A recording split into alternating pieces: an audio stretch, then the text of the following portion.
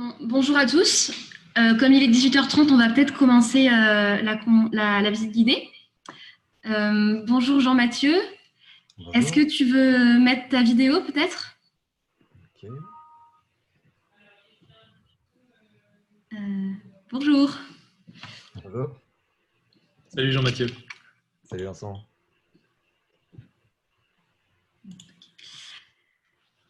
Alors, donc, merci à tous d'être présents. J'espère que vous n'avez pas eu de problème pour vous connecter. Donc, aujourd'hui, on organise une visite guidée en ligne. C'est un événement un peu inédit. L'exposition photo à laquelle vous allez assister, c'est une exposition qui a été créée en 2019, qui a été exposée d'abord à la mairie du 7e arrondissement de Paris, puis cette année à la cathédrale de Bordeaux, et qui a été un petit peu réactualisée cette année avec de nouvelles photos, notamment du Liban, grâce à Jean-Mathieu Gauthier, qui a été en novembre. Au niveau des modalités techniques, pardon, je ne me suis pas présentée. Donc, je m'appelle Marielle, je travaille au Réseau France de l'Œuvre d'Orient, qui s'occupe de tous les événements en France. Je présenterai ensuite Vincent et Jean-Mathieu. Donc, pour les modalités techniques, vous pourrez assister à la conférence, donc normalement sans rien faire. Les photos vont s'afficher sur votre écran. Il faut juste que vous ayez du son pour pouvoir écouter la visite guidée. Après la visite guidée, vous pourrez poser des questions grâce à un petit bouton en bas de l'écran qui s'appelle Q et R, questions et réponses. Donc, vous cliquez dessus, vous pouvez écrire votre question et ensuite, nous, on les reçoit et je les poserai à l'oral voilà, à l'issue de la visite guidée.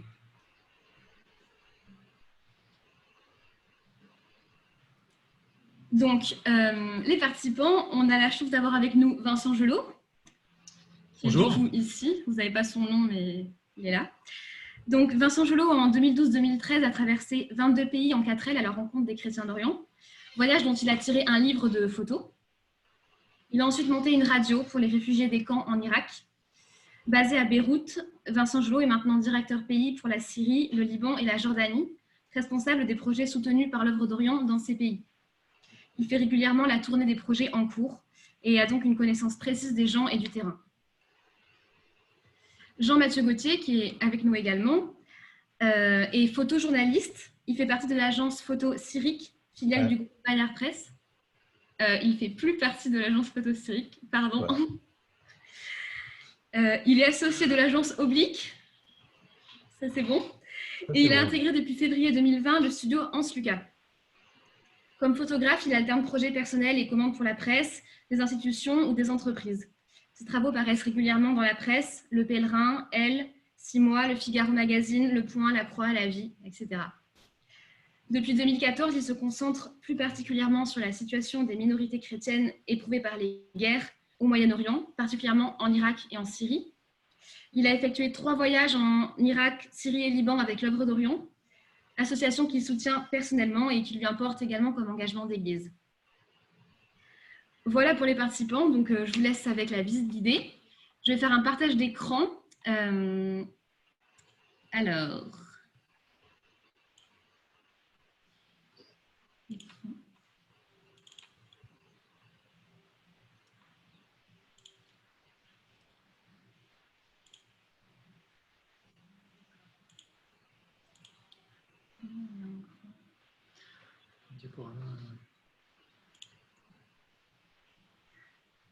Bien sûr.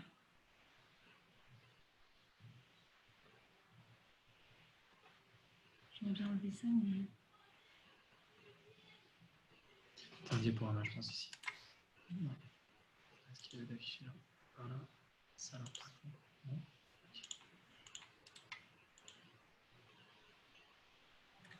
Excusez-nous, hein. Petite question technique. On va plein d'écran. Ah, yes. Voilà. Ok. La parole est à Vincent et Jean-Mathieu. En avant, donc merci pour cette présentation. Donc, en fait, les photos que vous allez voir, donc c'est des photos de plusieurs pays d'Orient qui ont été pris à des moments durant la dernière décennie, à des moments donc différents, dans des contextes différents, qui ont parfois évolué par rapport à ce que ces pays sont aujourd'hui. Il y a des photos qui ont été prises par Jean-Mathieu Gauthier lors de voyages qu'il a fait au Moyen-Orient, parfois qu'on a fait ensemble, parfois pas ensemble. Et il y a des photos que moi j'ai pu prendre lors surtout de mon voyage en effet en 4L ou même parfois lors de mes missions. Voilà, donc on va vous embarquer un peu dans cette aventure et on va essayer à chaque fois de vous faire une petite introduction sur chaque pays rapide pour un peu vous mettre dans le contexte des pays que vous allez rencontrer à travers ce voyage photographique. Donc l'Arménie. Donc cette photo, je l'ai prise lors de mon voyage en 4L, c'était à l'hiver 2012. Et vous avez ici l'église Sainte-Mère de Dieu. Donc pour vous dire quelques mots, en fait, l'Arménie est le premier pays dans l'histoire à faire du christianisme sa religion d'État, à faire du christianisme sa religion nationale en 301 après Jésus-Christ. Donc on dit souvent que c'est le premier pays chrétien, avec derrière l'Éthiopie, la Géorgie. Donc aujourd'hui, en fait, l'Arménie est un petit pays, j'ai envie de dire, géographiquement, coincé entre la Turquie à l'ouest, à l'est l'Azerbaïdjan, au nord la Géorgie et au sud l'Iran. Aujourd'hui, ce petit pays n'est pas à l'image de ce que représentait en tout cas la présence arménienne durant son histoire. Il faut savoir que sous l'Empire ottoman, les Arméniens étaient répartis partout en Cilicie, etc. Et comme vous le savez, cette population a été victime d'un génocide, ce qui a fait que cette population a énormément migré. Certains sont partis en Europe, en France, et puis d'autres sont partis au Moyen-Orient, au Liban, en Égypte, etc., et dans d'autres pays, en Syrie, et donc dans d'autres pays du Moyen-Orient. Donc ce pays est un pays très, j'ai envie de dire, enserré dans les montagnes, très beau, très montagneux, comme vous le voyez, avec des églises rupestres, très anciennes souvent, parce qu'on a cette tradition en Arménie d'avoir bâti ces églises dans la roche. Donc c'est un pays qui est vraiment, vraiment magnifique, comme vous pouvez le constater sur cette image. Voilà. Donc, juste pour vous raconter l'anecdote, cette église donc, était enserrée au fin fond d'une gorge où en fait avait vécu, j'ai envie de dire, avant il y avait eu des temples païens et même avant cela une présence d'hommes préhistoriques. Donc, tout ça pour dire que souvent les chrétiens d'Orient en fait ont posé leurs églises parfois sur des anciens temples qui étaient païens et parfois même ces temples païens s'étaient mis sur des endroits où avant eux avaient vécu, où il y avait une présence un peu d'hommes préhistoriques, où il y avait aussi des lieux sacrés. Donc il y a eu cette poursuite, un peu cette tradition. Alors, on passe à la Syrie. Bon, alors la Syrie, on en a beaucoup entendu parler ces dernières années. Pour vous faire rapidement un point, donc la Syrie a plutôt traversé le XXe siècle sans encombre. Si on compare à ce qui a pu passer chez ses pays voisins, la Syrie n'a pas connu de guerre civile comme au Liban entre 75 et 90, ou de guerre comme en Irak, par exemple, avec le conflit Iran-Irak, la première guerre du Golfe, etc. Donc c'est un pays qui avait plutôt traversé le XXe siècle sans encombre, mais comme vous le savez, à partir de 2011, c'est un pays qui a été pris dans la tempête d'une guerre extrêmement violente, une guerre fratricide avec des interventions extérieures, enfin tout ce que vous avez pu un peu suivre. Et cette image, c'est l'image du krach des chevaliers, donc qui est extrêmement symbolique parce que c'est une image de patrimoine. C'est un patrimoine qui est celui des croisés, en fait, qui se sont installés là lors des croisades et qui ont développé ce fort qui était à l'origine un petit fort kurde. Et je vais laisser Jean-Mathieu Gauthier le présenter en détail. Oui, alors je veux bien le présenter en détail. Il se trouve que je crois quand même que tu le connais mieux que moi. Tu as dû t'y rendre plus souvent que moi. Et le jour où du coup j'ai pris cette photo, on était ensemble. Ça fait partie des voyages où on était ensemble. Qu'est-ce que je pourrais ajouter par rapport à ce que tu peux dire, toi, sur l'aspect historique? Bon, c'est un fort qui a quelque chose de légendaire. C'est vraiment le krach des chevaliers. C'est le plus grand ou le plus impressionnant des forts croisés qui restent dans la région. Moi, j'avais été très impressionné aussi de voir d'être dans ce lieu. La mémoire des pierres, c'est toujours quelque chose de très impressionnant. De l'autre côté, sur l'autre versant, par rapport à cette photo, on voyait le Liban. Et c'est par là que les soldats venaient, enfin, des islamistes qui venaient rejoindre l'État islamique, venaient pour s'installer dans ce fort qui, du coup, avait subi en plus des outrages du temps, avait subi quelques dommages puisque l'armée syrienne avait tenté, bien sûr, à plusieurs reprises de le reprendre aux islamistes qui en avaient fait un centre de repos avant d'aller sur les différents fronts à Alep ou dans la Ghouta ou voilà, dans les autres lieux de Syrie. Mais c'était aussi un centre d'entraînement. Et voilà. C'est un lieu qui, aujourd'hui encore, enfin en tout cas très récemment, a connu la guerre de façon assez brutale. Donc a retrouvé sa fonction un peu initiale, même si ce n'était pas dans les mêmes conditions. Enfin, c'était du coup très émouvant d'y être. Et voilà, je ne sais pas ce que je pourrais ajouter d'autre. Non, simplement à souligner, c'est vrai, ce qui est intéressant, et c'est ce que je note au Moyen-Orient, c'est que tous ces anciens forts croisés sont souvent sur des emplacements stratégiques, sur des collines, des montagnes, etc. Et en fait, ils sont souvent réoccupés par l'armée. C'est le cas pour les Libanais qui nous regardent, du fort du château croisé de Tripoli, par exemple, qui est occupé par l'armée libanaise. Ça a été le cas du château Saint-Gilles au sud du Liban également, qui a été occupé à plusieurs époques de son histoire par l'armée israélienne, par le Hezbollah, etc. Donc c'est intéressant de voir à quel point il y a une continuité sur ces forts qui sont très anciens, quoi. On continue. Alors, on se trouve ici dans le monastère de Mar Moussa en Syrie. Donc le monastère de Mar Moussa, c'est donc un monastère comme son l'indique, mais ce n'était pas un monastère à l'origine. On est ici dans le désert syrien, sur la route entre Damas et Homs. Et en fait, on est à flanc de montagne, dans un endroit qui était à l'origine un fort romain. Et ce fort romain donc, a servi ensuite, a été récupéré par des moines syriaques. Donc pendant toute son histoire, cet endroit cette chapelle que vous voyez, était la chapelle de ce monastère syriaque, qui a été abandonné au détour du XVIIIe siècle et qui a donc été complètement à l'abandon, occupé par les bergers et les chèvres, et qui a été repris dans les années 80 par un père dont vous avez forcément entendu parler, qui est le père Paolo Dalloglio, un prêtre italien à la base jésuite, qui a retapé à la force de son poignet ce monastère en acheminant des pierres dans cet endroit improbable, et en a fait un endroit d'accueil de pèlerins, un endroit d'accueil de groupe. Et ce prêtre a créé une communauté qui s'appelle la communauté Al-Khalil, donc avec une communauté religieuse mixte, ce qui est assez rare au Moyen-Orient, à savoir que souvent les communautés sont hommes ou femmes, mais celle-là était mixte, et avec une sensibilité particulière sur le dialogue avec les musulmans. Donc ce lieu était un lieu, j'ai envie de dire, autant vénéré par les chrétiens que par les musulmans. Et donc avec cette vocation-là, et en fait, donc, au début de la guerre, donc au début 2011, le père Paolo va prendre des positions, disons, assez politiques envers le régime syrien notamment. Et ce prêtre va être enlevé en fait à Raqqa en 2012, et on n'a pas de nouvelles de lui depuis cette époque.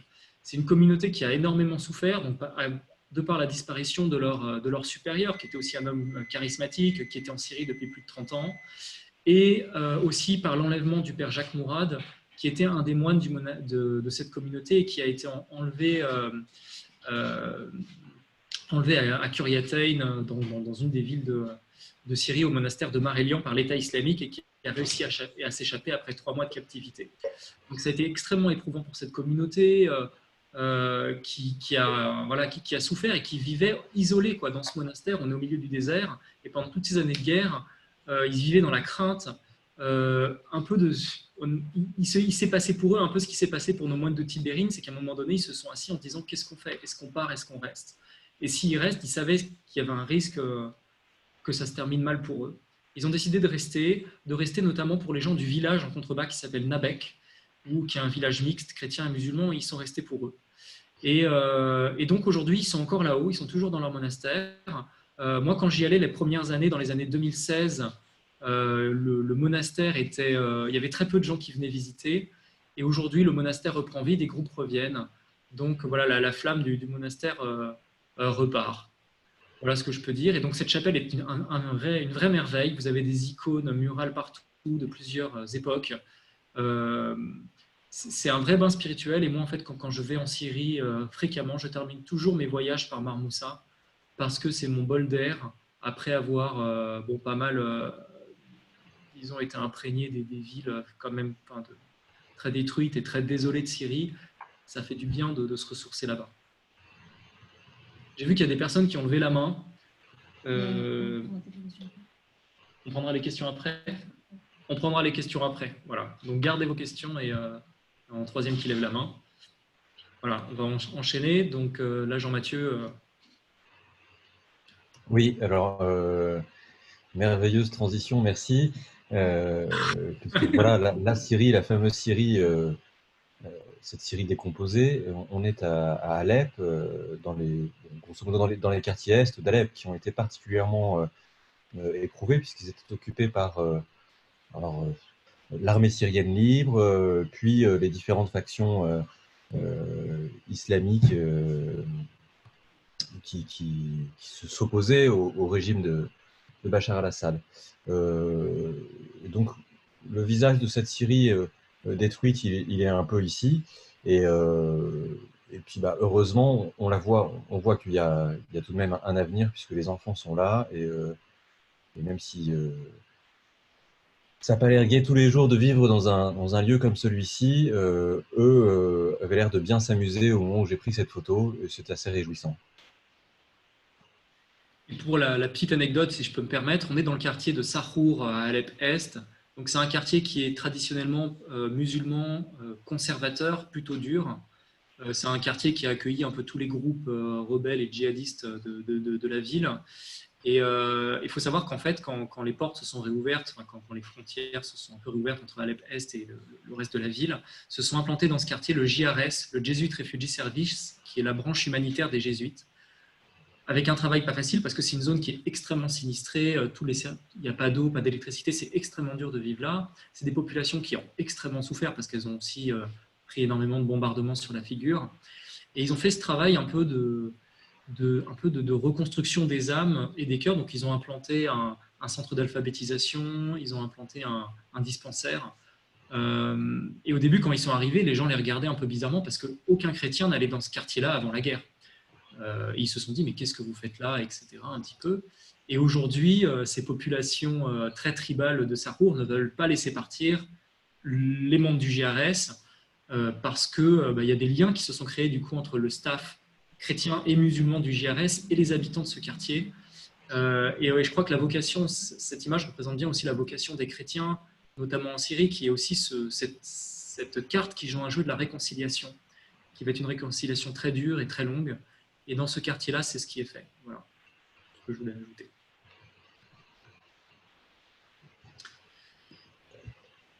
Alors, on est dans la cathédrale d'Alep. C'est un lieu étonnant parce que quand on s'y retrouve ensemble avec Vincent ce jour-là, on est début décembre 2018, donc peu de temps avant Noël. Et à ce moment-là, ce que regarde Monseigneur Tobji, donc l'archevêque maronite d'Alep, c'est pas le plafond de sa cathédrale, mais c'est bien le ciel. Et c'est pour ça qu'il porte un parapluie, parce qu'en fait, il pleuvait beaucoup ce jour-là. Et le parapluie était indispensable. Cette cathédrale d'Alep était située à la jonction des quartiers est et ouest d'Alep, et évidemment était sur une ligne, sur la ligne de front. Ce que Monseigneur Tobji nous avait expliqué ce jour-là notamment, ou plutôt je crois que c'était l'architecte qui l'accompagnait, nous expliquait que par moment, si on était dans l'église, on pouvait entendre les belligérants des deux bords s'invectiver d'un bout à l'autre de la cathédrale. Et puis en 2012, les combats sont tels dans cette partie d'Alep que le toit de la cathédrale s'effondre. Alors, voilà, on en est là en 2018, et je crois que aujourd'hui, ce toit est désormais, a désormais retrouvé sa place, et que grâce à l'aide des donateurs de l'œuvre d'Orient, les, euh, les chrétiens d'Alep ont une église qui doit être très jolie désormais. Tout à fait. Et en fait, donc pour la petite info, cette église a pu être en bonne partie reconstruite grâce à la tournée de la chorale Narigati, qui est une des chorales à l'Épine, qui a fait toute une tournée en France. Il y a quoi? Il y a 1 an et demi à peu près, je crois. Ouais. 1 an et demi. Pour lever des fonds. Donc c'était assez beau parce que c'était des Alépins qui venaient pour lever des fonds pour leur église, quoi. Donc c'était en France, c'était assez symbolique. Et donc cette église doit être inaugurée normalement le 20 juillet, le jour de la Saint-Élie, parce que c'est la cathédrale Saint-Élie. Voilà.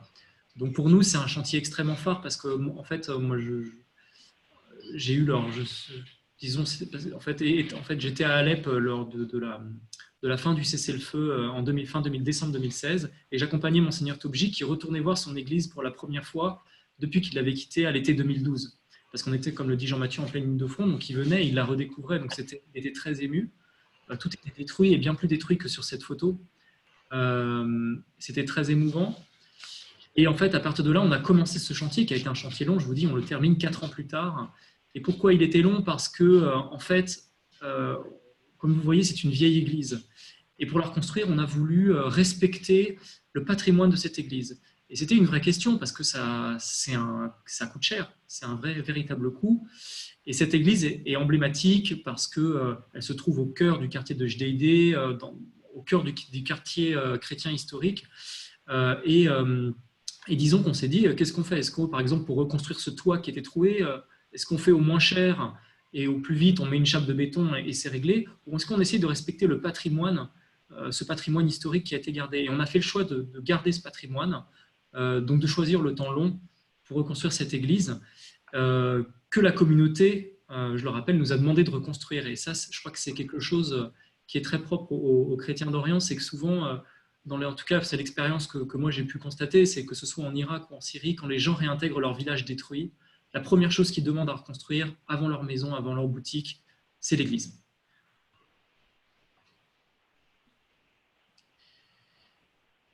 Alors l'Irak, quelques mots de présentation. Alors l'Irak, contrairement à la Syrie, comme je disais tout à l'heure, lui a eu un XXe siècle plutôt agité. L'Irak a connu donc une guerre avec l'Iran dans les années 80.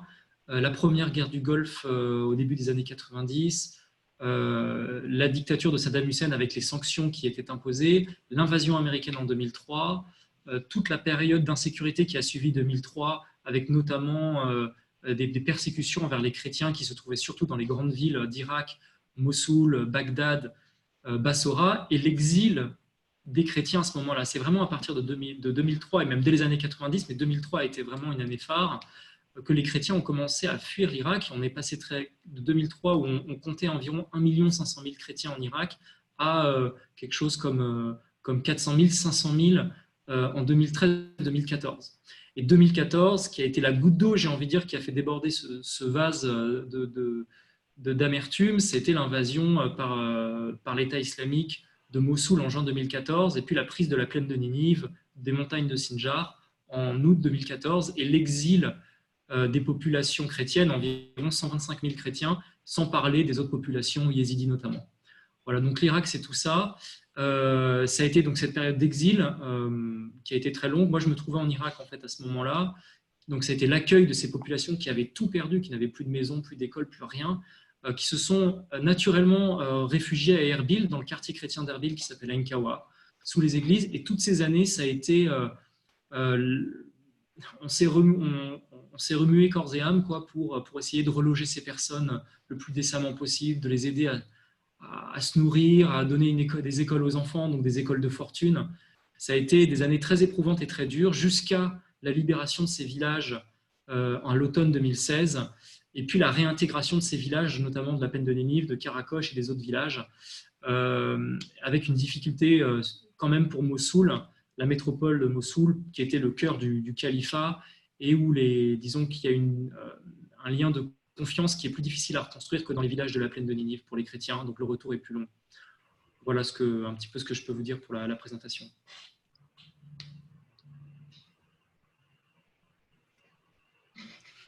Alors, ouais, alors, je vais prendre la parole, mais voilà, cette photo n'est pas de moi, elle est d'une photographe qui s'appelle Capucine Granier de Fer. Mais on était ensemble ce jour-là et j'ai une photo qui est à peu près similaire, un peu moins drôle, parce que en fait, j'ai une photo de ces deux mariés que j'ai gardée où ils sont tous les deux sur leur téléphone portable en train d'envoyer ou de réceptionner des messages de la diaspora qui les félicitent, donc, enfin, qui sortent de leur messe de mariage. On est en 2016. Donc la jeune femme est d'une famille de la région, bien sûr, et elle vit dans le camp de réfugiés d'Erbil, dans ce quartier chrétien dont parlait Vincent tout à l'heure, de ce quartier d'Ankawa. Et lui, le jeune homme, était exilé depuis plusieurs années au Canada. Il faut savoir que beaucoup parmi les chrétiens qui vivaient dans les camps de réfugiés ou dans des maisons parfois qu'ils louaient très cher à Erbil, beaucoup parmi eux cherchaient à fuir ce pays où ils ne trouvaient plus vraiment matière à espérer.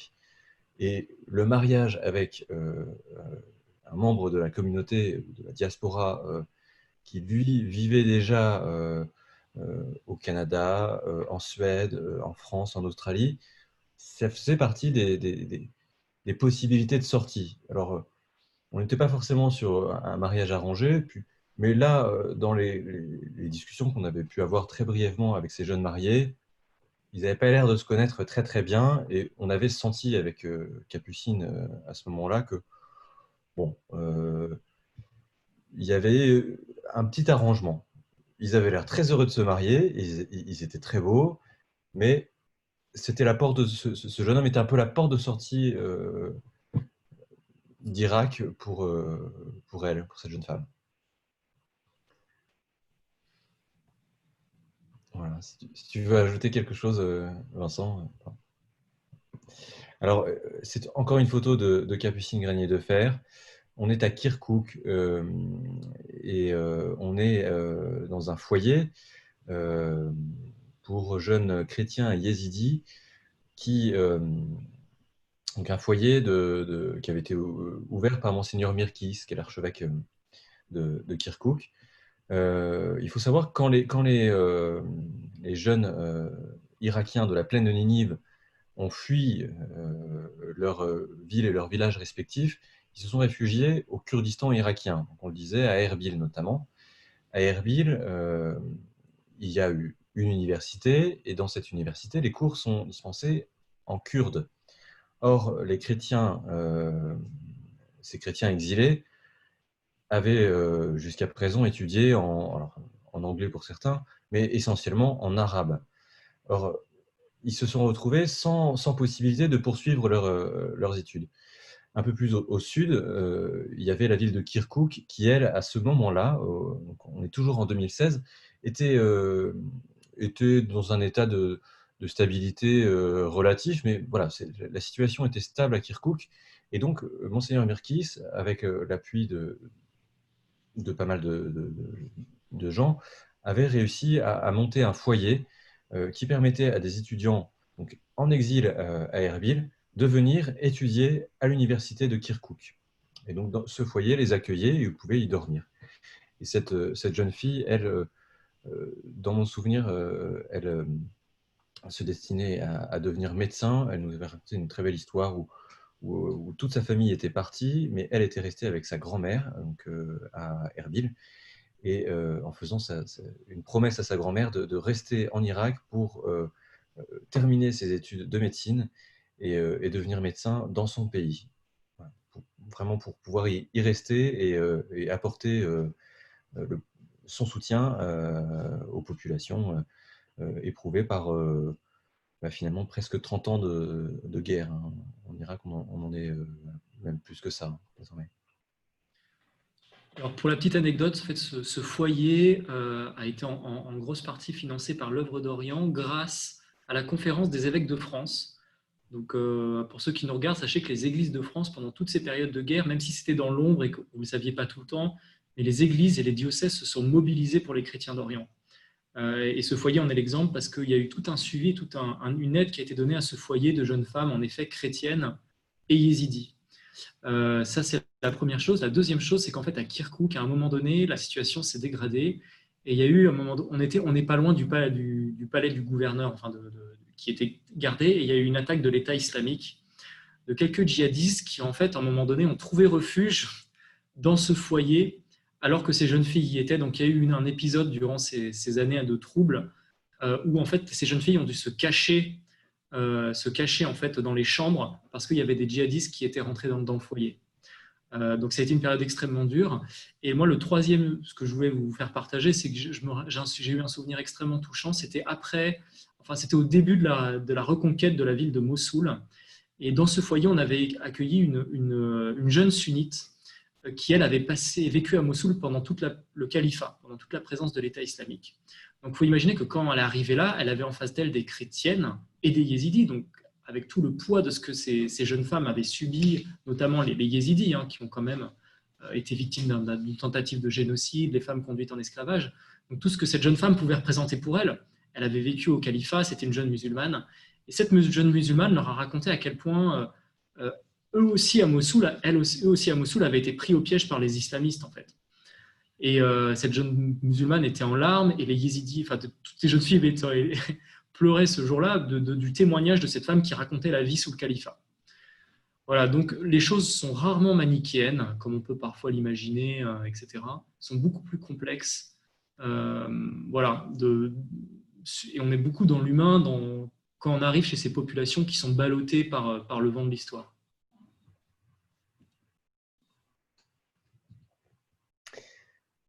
Alors, voilà, bon, ça c'est une photo qui, pour le coup, me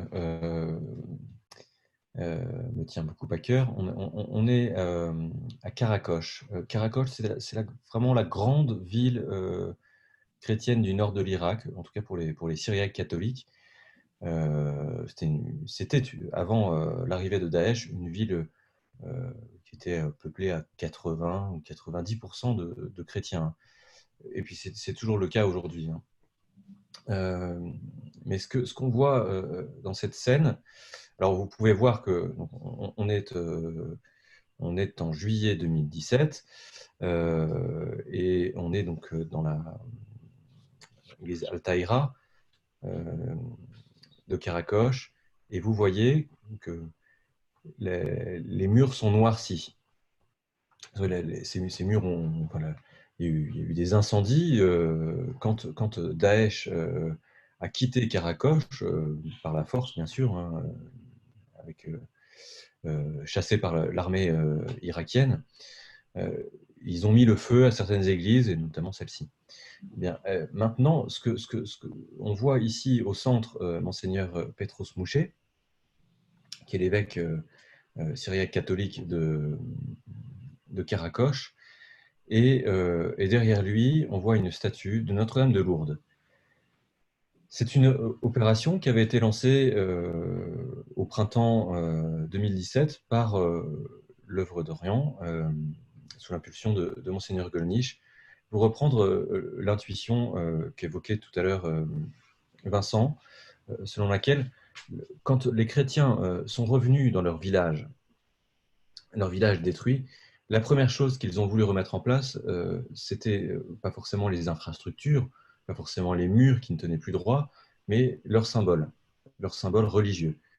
Et il faut bien avoir conscience que l'État islamique s'est véritablement acharné sur tous les symboles religieux des chrétiens, des yézidis également, et puis même de certains musulmans aussi, bien sûr. Mais en l'occurrence, les chrétiens, quand ils sont rentrés dans leur village, les églises étaient détruites, et il n'y avait plus de crucifix, il n'y avait plus de statue de la Vierge Marie ou d'aucun saint, où on en retrouvait, mais décapités, cassés à coups de marteau. C'était un spectacle assez éprouvant. Et l'œuvre d'Orient a du coup, Monseigneur Gollnisch a décidé d'envoyer en Irak 15 reproductions de Notre-Dame de Lourdes en camion. Alors, pour l'histoire, c'est assez amusant parce qu'en fait, à ce moment-là, l'œuvre d'Orient supervisait beaucoup de projets de reconstruction de maisons. Et une entreprise qui, du coup, envoyait de France du matériel de reconstruction avait accepté de prendre dans un camion ces 15 statues.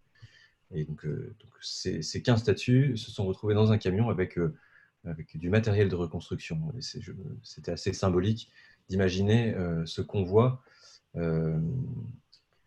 partant de France avec du matériel de reconstruction et puis des statues qui n'avaient pas pour objet de reconstruire les choses, mais surtout de reconstruire les cœurs. Et ce que vous dit pas Jean-Mathieu, c'est qu'il a accompagné ce camion et il a fait un reportage sur ce voyage des Vierges de Lourdes depuis la France jusqu'en Irak.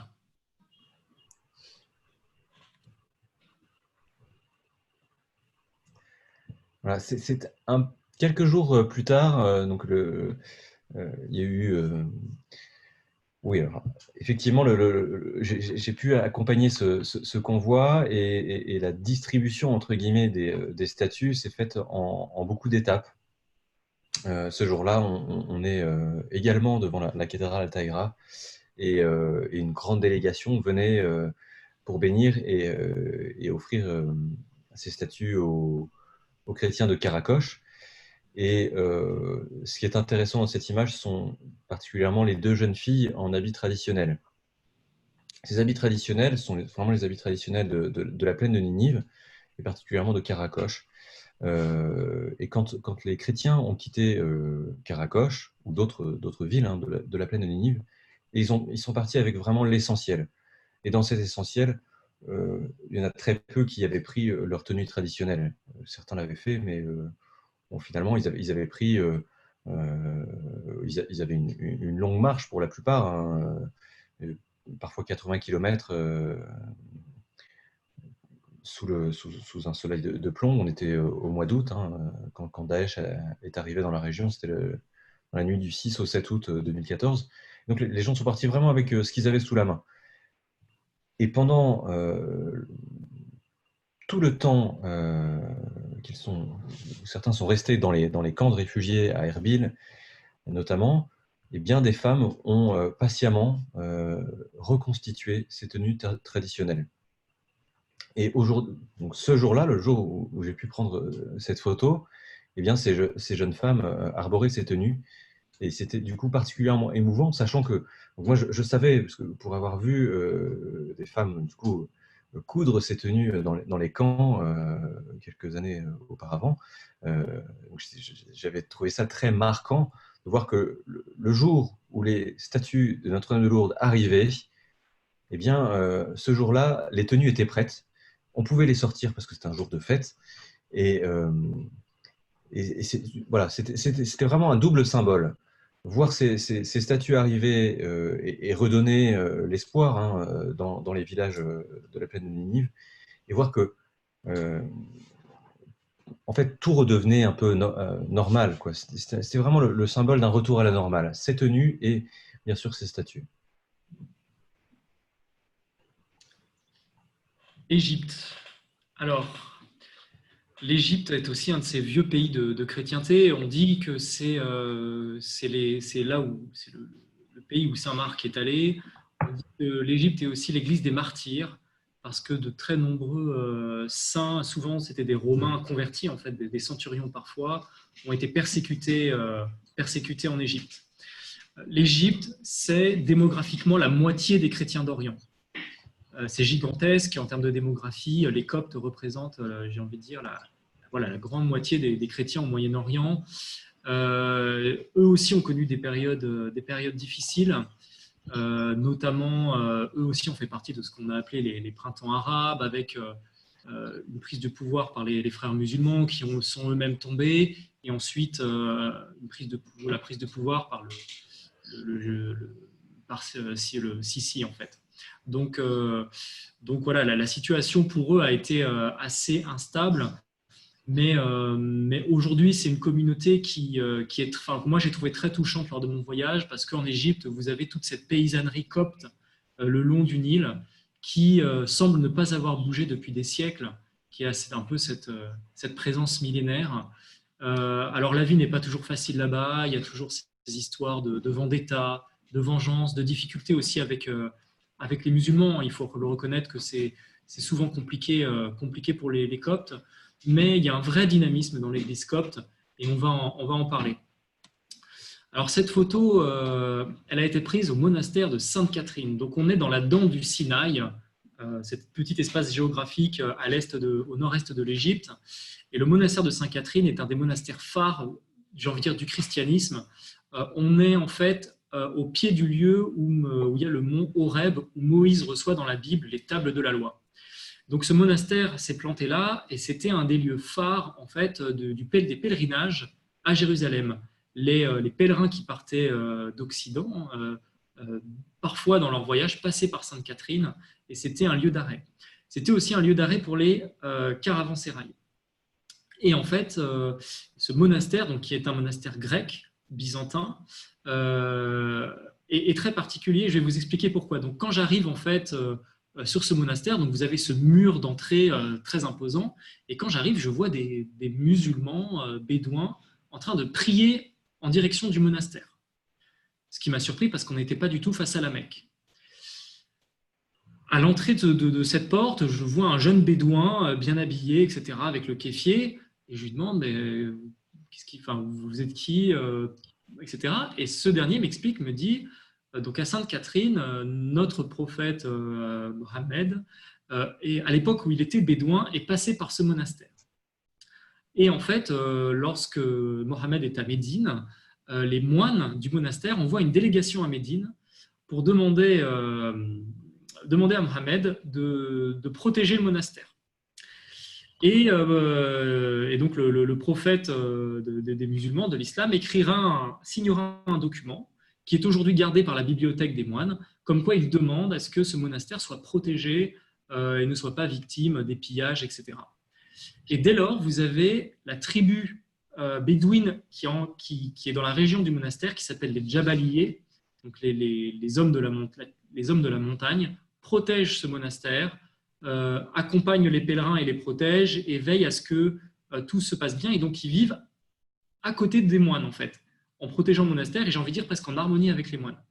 Et à la fin de cette discussion, ce jeune bédouin me dit, mais je suis le chair de cette tribu, quoi. Donc c'était il était à l'entrée du monastère, et voilà, il vivait un peu avec ces moines. Donc c'était extrêmement touchant. Et donc il m'a présenté au supérieur, à l'évêque même du Sinaï, donc le supérieur du monastère, qui est un moine byzantin, donc avec la grande barbe des Byzantins et tout ça. Donc c'était vraiment un de ces lieux incroyables, quoi, de la chrétienté, et avec cette histoire tout à fait originale. Alors, donc là, on se trouve au monastère de Saint-Paul de Thèbes. Alors, l'Égypte est un pays très important pour le christianisme et notamment pour le monachisme chrétien. Il faut savoir donc, que la tradition du monachisme naît en Orient et naît notamment en Égypte. C'est en Égypte, et ici dans ce monastère à Saint-Paul de Thèbes, qu'apparaît le premier ermite chrétien. Saint-Paul de Thèbes est le premier à avoir été ermite. Alors, c'était d'abord ermite à l'époque, c'était d'abord prendre la fuite, parce qu'à l'époque, les ermites, dans les premiers siècles qui suivent la naissance du christianisme, les chrétiens étant persécutés, vont se cacher dans la montagne. Donc, c'était d'abord un état de fuite. Ils allaient se cacher. Et ensuite, cet état de fuite est devenu un état assumé où les moines cherchaient à quitter la civilisation pour vivre dans le dénuement, dans la contemplation et dans la prière. Et donc, Saint Paul était le premier ermite chrétien. Et Saint Paul, ensuite, va être rejoint par Saint Antoine, qui est Saint Antoine du désert, et qui, lui, va fonder le monachisme, c'est-à-dire les premières communautés de moines, qui étaient en fait des ermites qui vivaient chacun dans leur rocher, dans leur grotte, qui se retrouvaient le dimanche, le jour du Seigneur, pour prier ensemble et qui repartaient ensuite. Et c'est cette tradition monastique qui va ensuite être exportée en Occident et qui va donner naissance à nos grands ordres monastiques, les bénédictins, etc. Et cette photo est très touchante parce que vous avez là on est dans une cathédrale en construction. Donc bien loin parfois des clichés qu'on peut entendre ou même de la réalité qui est donc les souffrances des chrétiens dont on parle, de l'exil des chrétiens, des églises détruites. Là, en Égypte, les églises se construisent. Et on a aujourd'hui un vrai dynamisme de l'église copte avec énormément de vocations, des églises qui se construisent. Et ça aussi, ça existe au Moyen-Orient, quoi. Et donc, ce jeune homme qui s'appelle Raymond Samuel était un artiste, en fait. C'était quelqu'un qui faisait des mosaïques. Et donc, le voilà perché dans ces échafaudages. Donc, le temps des cathédrales n'est pas encore révolu en Égypte. Alors, donc là, on est toujours en Égypte. On est dans le monastère de Der el-Mouharak, qui est un monastère de Moyenne-Égypte, qui est un monastère phare parce que l'Égypte est aussi une terre sainte. L'Égypte a été traversée par les parents de Jésus, donc Marie et Joseph, lors de la fuite en Égypte. Et la tradition copte raconte que la Sainte Famille se serait réfugiée à l'endroit du monastère, auprès d'une pierre, lors de leur fuite. Et en fait, eux disent dans leur tradition que cette église est la première église du monde. Pourquoi ? Parce que dès l'an 37 après Jésus-Christ, donc quelques années après la mort du Christ sur la croix, les gens vont venir là et vont dire que la Sainte Famille était venue là, enfin, le souvenir en a été conservé, et vont bâtir un monastère autour de la pierre qui sert aujourd'hui d'autel de ce monastère. Et donc les moines gardent cet endroit, disent selon la tradition copte que c'est la première église, et ce monastère a la particularité d'être à l'entrée d'une ville. Donc souvent au Moyen-Orient, comme aussi parfois en Occident, les monastères, souvent c'est dans des endroits reculés, très beaux, sur des montagnes à flanc de falaise, mais loin de la civilisation. Or là, ce monastère, comme la Sainte Famille y est passée, a pour vocation d'être proche d'une ville, avec pour vocation d'être ouvert aux pèlerins, donc toujours en ayant cette vocation d'être proche, j'ai envie de dire, des humains, des hommes, et donc il avait cette particularité-là. Donc là, on est dans la ville de Minya, et donc là, on est dans une église entièrement immolée et détruite. Donc, faut savoir que cette photo, moi, je l'ai prise en 2014, au printemps 2014, donc avant l'entrée de l'État islamique à Mossoul et à Ninive et la destruction opérée. Moi, ça m'a beaucoup marqué parce que c'était la première d'une longue liste d'églises détruites que je découvrais. C'est très fort quand vous rentrez la première fois dans une église qui a été volontairement incendiée, complètement détruite. Et en fait, cette église l'avait été lors des mouvements justement de la grande vague de contestation, en fait, lorsque l'ex-président Morsi tombe. Lors de mon passage en Égypte, tous les vendredis, il y avait des grandes échauffourées entre les pro-Morsi, donc les frères musulmans, et l'armée égyptienne. Et en fait, lors de ces périodes troubles, en 2013, il va y avoir une grande vague anti-chrétienne par les frères musulmans. Et les frères musulmans, en l'espace d'une nuit, vont brûler un nombre très impressionnant d'églises, de boutiques chrétiennes. Enfin, voilà, il va y avoir une vraie vague de persécution dont cette église. Et c'était assez touchant de visiter cette église. Et puis, vous avez sur cette photo ces enfants qui étaient dans cette grande église, qui symbolise aussi un peu cette renaissance future quoi, de cette église. Mais c'était très impressionnant. Alors, le Liban. Le Liban est un pays singulier, particulier. Pour moi, il l'est parce que j'y habite depuis 5 ans maintenant. C'est le pays également où j'ai terminé mes études. Pour moi, c'est un pays très important. Le Liban, c'est le pays où les chrétiens ont le plus de liberté au Moyen-Orient. On est dans le pays où les chrétiens ne sont pas minoritaires par rapport à la proportion démographique du pays. Ce ne sont pas des citoyens de second rang. Et ils ont une voix politique. C'est le seul pays où le président est chrétien maronite, ce qui est impossible dans les autres pays du Moyen-Orient. Donc il a cette particularité-là. C'est également un pays qui a très tôt accueilli des communautés chrétiennes, notamment maronites, donc les fameux disciples de Saint Maron qui s'installent dans les montagnes libanaises dès le 5e siècle, qui s'installent là-bas, donc qui ont également la tradition monastique. Et les maronites font partie de ces églises particulières qui en fait ne se sont jamais séparées de Rome. En fait, il n'y a pas eu ces schismes que les autres églises d'Orient ont connu, etc., avec toute cette histoire-là. Donc elle a cette particularité-là. Le Liban a également connu une histoire récente douloureuse, avec bien sûr cette guerre civile entre 75 et 90, une grande vague d'émigration.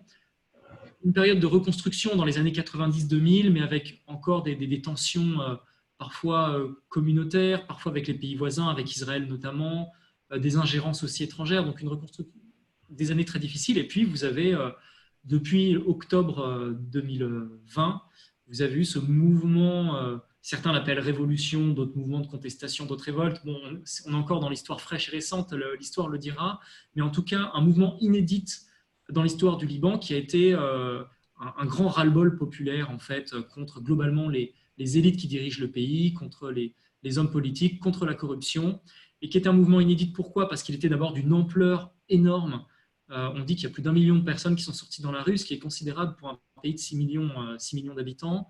Ce mouvement était inédit parce qu'il a rassemblé des gens de toutes confessions, chrétiens, musulmans, druzes, musulmans de plusieurs sunnites, chiites, etc. Pas seulement à Beyrouth, mais dans toutes les villes du pays. À Tripoli, qui était donc très longtemps vue comme une ville conservatrice sunnite, mais également dans les villes du sud, donc les bastions chiites, j'ai envie de dire, Nabatiyé, Tyr, où la présence du Hezbollah est très forte. Et là, on a des gens qui sont un peu sortis voilà, et il y a eu un mur du silence qui a été brisé. Donc, il y a eu tout ça qui est arrivé en octobre dernier, avec en parallèle, malheureusement, une crise économique effroyable qui touche actuellement le Liban, une dévaluation de la monnaie, une fermeture des entreprises privées, et le Liban actuellement sombre dans un cataclysme absolument terrible, avec un risque de fermeture des écoles notamment chrétiennes, qui restent encore le pilier pour ces communautés chrétiennes. Il y a plus de 330 écoles catholiques au Liban, ce qui est considérable pour un pays si petit géographiquement, et qui tiennent en fait, parce que ces écoles, elles créent le pont entre les différentes communautés chrétiennes et autres. C'est des lieux d'éducation, d'ouverture, etc. Le Liban est frappé par une famine. Le Liban a aussi été frappé par le Covid, avec les épisodes de confinement, etc. Donc c'est extrêmement dur. Nous, à l'Œuvre d'Orient, on est très soucieux sur ce qui se passe au Liban. On travaille énormément toute notre énergie, notamment sur les écoles, pour voir comment on peut sauver ces écoles et comment on peut venir en aide à ce pays. Mais voilà, le chantier est immense. Et voilà, je tiens à dire aux Libanais qui nous regardent qu'on est vraiment de tout cœur, de toute prière avec eux. Voilà. Alors, contrairement à ce qu'on pourrait penser, cette photo ne montre pas les fameuses manifestations contre le pouvoir en place et qui dénoncent en tout cas la crise institutionnelle et économique du pays. Cette photo a été prise le jour de la fête de l'indépendance, et c'est plutôt une atmosphère de fête. Alors bien sûr, on voit beaucoup de drapeaux, et voilà, mais on est dans une ambiance de fête où on sent, alors c'est au milieu, hein, donc on est en novembre 2019, donc les manifestations ont commencé déjà depuis plusieurs semaines, voire presque quelques mois, et ce jour de l'indépendance, eh bien, les Libanais qui sont venus sur cette place très emblématique du Liban, vous voyez cette mosquée bleue, vous voyez une église, enfin, c'est une place, quand vous découvrez le Liban et que vous arrivez à cet endroit, c'est très, très symbolique, puisque sur cette place se retrouve résumé le Liban dans son intégralité, avec donc cette mosaïque de différentes religions notamment. Et bien ce jour-là, ce qui était très intéressant, c'est qu'on sentait une sorte de respiration. On n'était pas dans une attitude d'une foule qui revendiquait ou qui s'énervait, mais plutôt une foule qui a été heureuse de se retrouver, et on avait le sentiment qu'on voilà, on soufflait un petit peu, on faisait un peu la fête avant de repartir de plus belle, peut-être dans une forme différente de manifestation. Voilà. Alors, là, nous sommes à Tripoli, dans une petite église. Voilà, et cette jeune femme est une jeune femme de la communauté éthiopienne. Il y a une communauté éthiopienne très importante au Liban. Et il faut savoir qu'aujourd'hui, cette communauté fait partie voilà, beaucoup de femmes éthiopiennes sont domestiques, en fait, dans des grandes familles, auprès de grandes familles libanaises. Et en ce moment, ces femmes sont très fragilisées par la crise économique. Depuis plusieurs semaines maintenant, euh, beaucoup de patrons euh, de ces femmes éthiopiennes qui ne peuvent plus les payer, les déposent devant l'ambassade d'Éthiopie. Et voilà. C'est une situation très difficile pour les Éthiopiennes aujourd'hui qui sont au Liban. Alors nous sommes à l'école du Carmel Saint-Joseph, dans le quartier d'Amour, tout au sud de Beyrouth. Alors, on la voit de dos, c'est la directrice de cette école qui s'appelle le sœur Mariam Al-Nour, qui est une femme étonnante, très charismatique, euh, et qui dirige son école avec énormément de douceur. Alors, c'est une école où il y a beaucoup d'enfants. On pourrait imaginer qu'il faut surtout de la fermeté, une forme d'autorité. Eh cette femme est étonnante de douceur. Et, voilà, c'est une femme très agréable à rencontrer. Ce jour-là, donc on est également le jour de la fête de l'indépendance, et tous les enfants, et puis bon, il y a à peu près tous les niveaux scolaires dans cet établissement. Et donc tous vont se retrouver à tour de rôle dans la cour pour chanter l'hymne national ou d'autres chansons. Cette école fait partie des écoles où on enseigne toujours, bien sûr, le français. Et elle a quelque chose du coup d'assez symbolique, parce que l'enseignement du français au Liban, vous le savez, est aujourd'hui un peu menacé pour beaucoup de raisons différentes. Je pense que Vincent les expliquerait mieux que moi. Mais voilà, cette photo montre ça aussi. Ce C'est besoin vrai que de préserver en fait cette espèce de petit trésor de la langue française au Liban, qu'essaye de conserver Sœur Mariam Al-Nour. En fait, cette école, elle est assez emblématique, je trouve, des écoles au Liban. Parce que, donc, comme tu le dis, on est à Damour. Damour, c'est une ville qui a beaucoup souffert pendant la guerre civile libanaise. Il y a eu des massacres absolument atroces là-bas.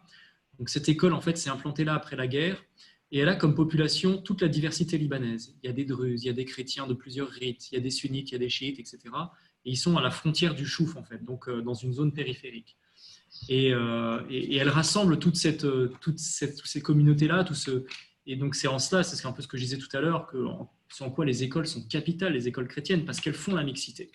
Elles font se vivre ensemble et elles font que ces nouvelles générations se rencontrent. Ces communautés qui parfois vivent les unes à côté des autres sans toujours se connaître, là elles vivent vraiment ensemble. Donc ça, c'est la première chose. Et la deuxième chose, c'est ce que tu dis sur la francophonie, c'est capital. Il faut savoir que les écoles chrétiennes au Moyen-Orient accueillent plus de francophones enseignent à plus de 300 000 élèves. On a plus de 300 000 jeunes petits orientaux aujourd'hui qui, chaque jour, reçoivent un enseignement en français. C'est une francophonie qui, bien souvent, est gratuite. En fait, ces chrétiens d'Orient, souvent, sont francophiles, pas parce qu'on le veut, mais parce qu'ils aiment véritablement la France, de par l'histoire, de par la culture française, etc. Et donc, c'est une francophonie qui est souvent gratuite, entre guillemets. Et donc, c'est aussi l'un des chevals de bataille de l'œuvre d'Orient, qui est de faire reconnaître cette francophonie auprès des autorités françaises. Et c'est notamment tout le combat qu'on mène aujourd'hui auprès des autorités françaises pour dire, pour leur demander de soutenir cette francophonie-là, qui, si elle disparaît, serait un drame aussi pour la France, parce que c'est une francophonie qu'on perdrait. Voilà, avec tout ce que ça implique derrière, toutes les valeurs aussi portées, qui peuvent être portées par la France, les valeurs d'ouverture, etc.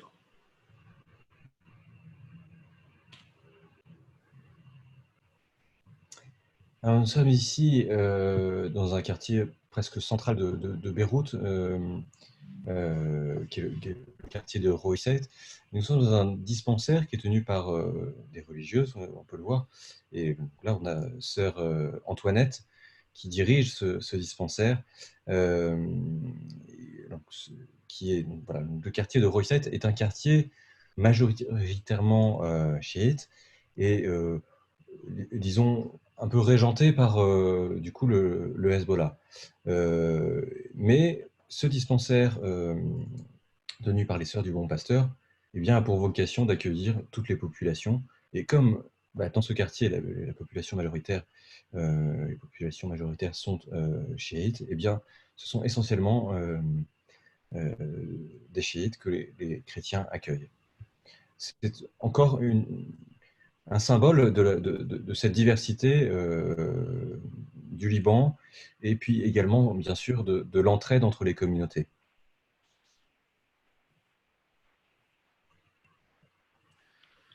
Alors, la Terre Sainte, berceau du christianisme. Que vous dire sur la Terre Sainte que vous ne savez pas? Parce que j'imagine qu'un certain nombre d'entre vous ont pu peut-être la chance d'aller en Terre Sainte, à Jérusalem, etc.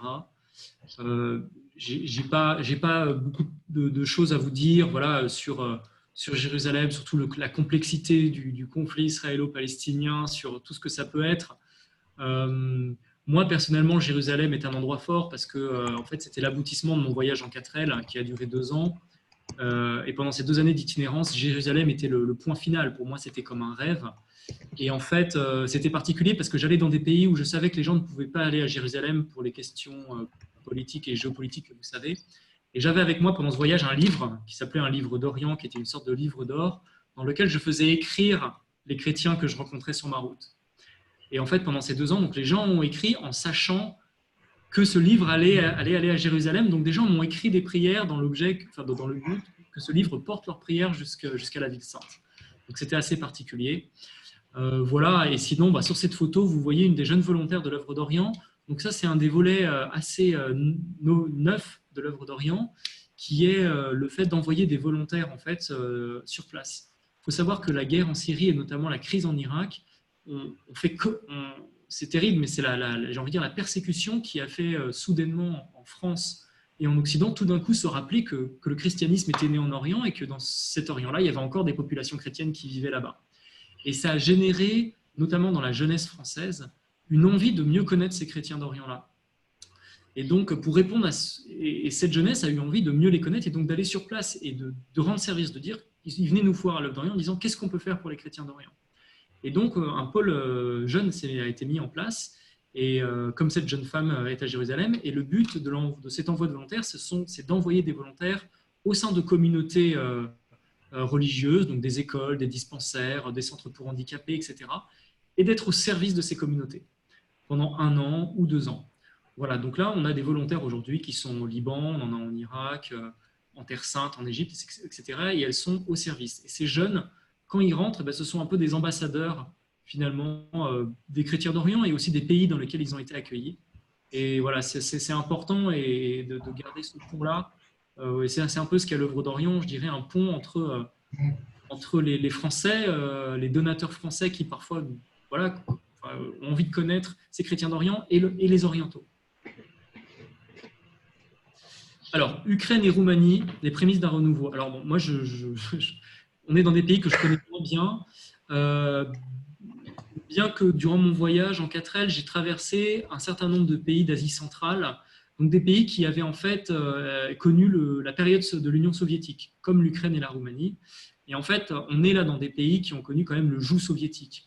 Donc une époque, il faut imaginer, où les églises étaient confisquées, les cultes étaient interdits, et en fait, les chrétiens, pendant toutes ces décennies, priaient en cachette. Voilà.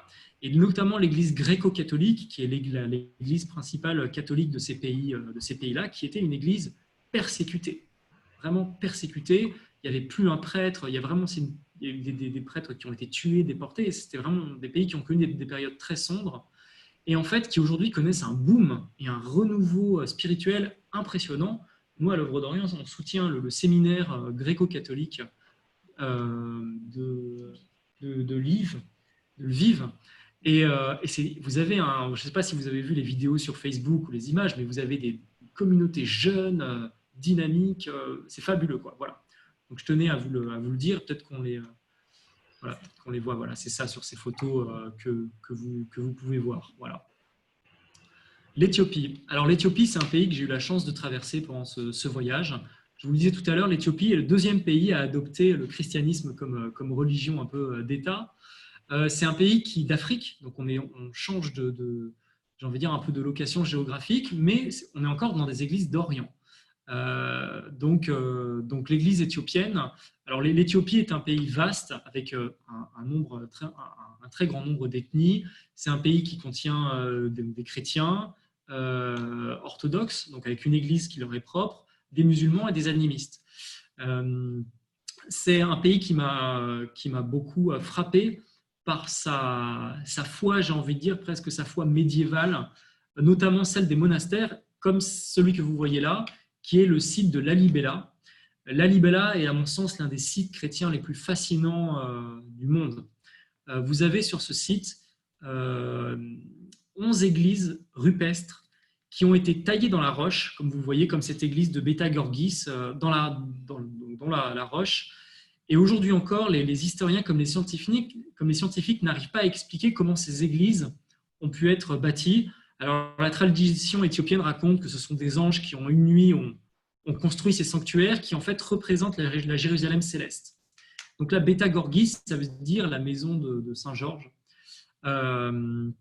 Et c'est un lieu de pèlerinage extrêmement célèbre en Éthiopie. Les gens viennent à pied pour aller jusqu'à ce monastère.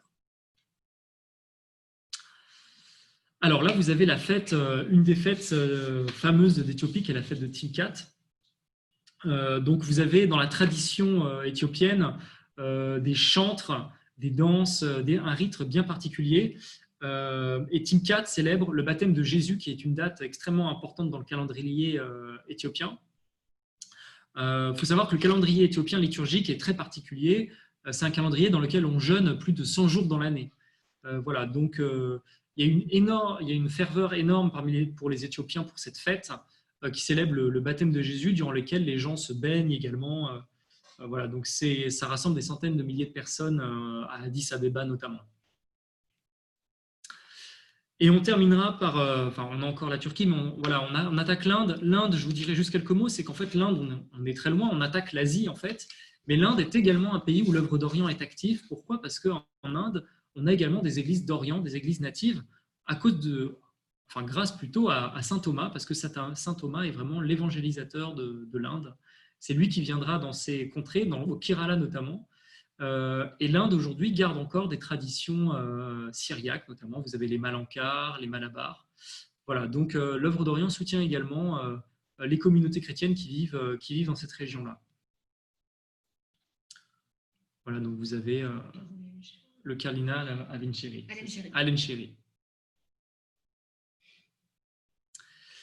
Et on terminera avec la Turquie, et notamment le Tour Abdin. Donc là, on est dans le Tour Abdin. Le Tour Abdin, il faut imaginer qu'on est au sud-est de la Turquie, et cette région s'appelle le Tour Abdin, ce qui signifie en syriaque la montagne des serviteurs de Dieu. Pourquoi ? Parce qu'au 5e siècle, vous aurez cette mode un petit peu du monachisme qui va se répandre au Moyen-Orient, et donc des centaines, des milliers de moines vont quitter la civilisation pour aller rejoindre les montagnes et vivre leur spiritualité, comme ce monastère. Donc on est quand même en Turquie, dans une région qui a énormément souffert. On est dans une zone où il y avait jusqu'à la fin de l'Empire ottoman, on raconte qu'il y avait quasiment 30% de chrétiens encore dans ce pays qui est ce pays actuel qui est la Turquie, qui est devenu la Turquie ensuite. Vous aviez notamment des communautés grecques le long de la côte. C'était des anciennes colonies grecques. Vous aviez des grandes communautés arméniennes qui partaient de Cilicie jusqu'au lac de Van et jusqu'en actuelle Arménie, et vous aviez des Syriaques. Et en fait, vous allez avoir cette période atroce qui a été les génocides arméniens et assyro-chaldéens, qui vont entraîner la mort et le départ de centaines de milliers de personnes, et puis aussi les échanges de populations entre la Grèce et la Turquie, des populations grecques notamment. Et donc, le pays va se vider de ses populations chrétiennes, et puis ensuite, il va y avoir toutes les vicissitudes de l'histoire du XXe siècle, et ces chrétiens vont subir énormément aussi de discrimination venant de l'État turc. Il va y avoir également dans ces régions du sud-est de la Turquie toutes les difficultés avec le PKK, donc les luttes entre l'armée turque et les Kurdes, et les chrétiens vont être un peu entre les deux, ça va être extrêmement dur. et donc ça va entraîner des grandes vagues d'émigration. Et aujourd'hui demeure encore toute une galaxie de villages autour de ces vieux monastères, souvent abandonnés, parfois occupés, du Tour ad Din.